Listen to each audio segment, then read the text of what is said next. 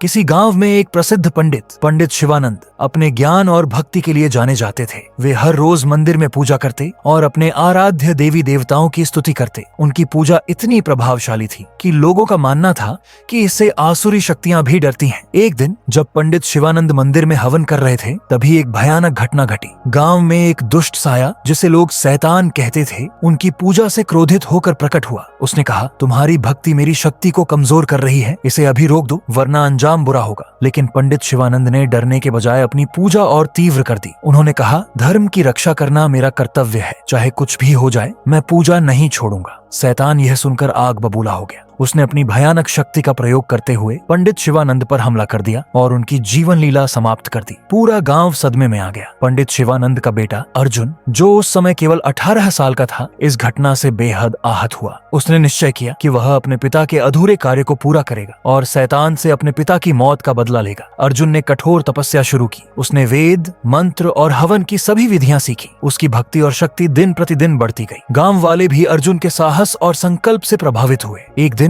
जब अर्जुन ने विशाल यज्ञ आयोजित किया तो शैतान फिर से प्रकट हुआ। उसने अर्जुन को डराने की कोशिश की और कहा, तुम भी अपने पिता की तरह मारे जाओगे, यह पूजा बंद कर दो। लेकिन अर्जुन ने निडर होकर उत्तर दिया, सत्य और धर्म की विजय सुनिश्चित है, तुम्हारा अंत निकट है। अर्जुन ने अपने मंत्रों से इतनी ऊर्जा उत्पन्न की कि शैतान कमजोर पड़ने लगा। अंततः अर्जुन ने अपनी भक्ति और ज्ञान से शैतान को पराजित कर दिया और उसे हमेशा के लिए नष्ट कर दिया। गांव में खुशहाली लौट आई। अर्जुन ने न केवल अपने पिता की पूजा को पूरा किया, बल्कि धर्म और भक्ति की शक्ति का प्रमाण भी दिया। इस घटना ने सभी को यह सिखाया कि सत्य और भक्ति के सामने कोई भी बुरी शक्ति टिक नहीं सकती।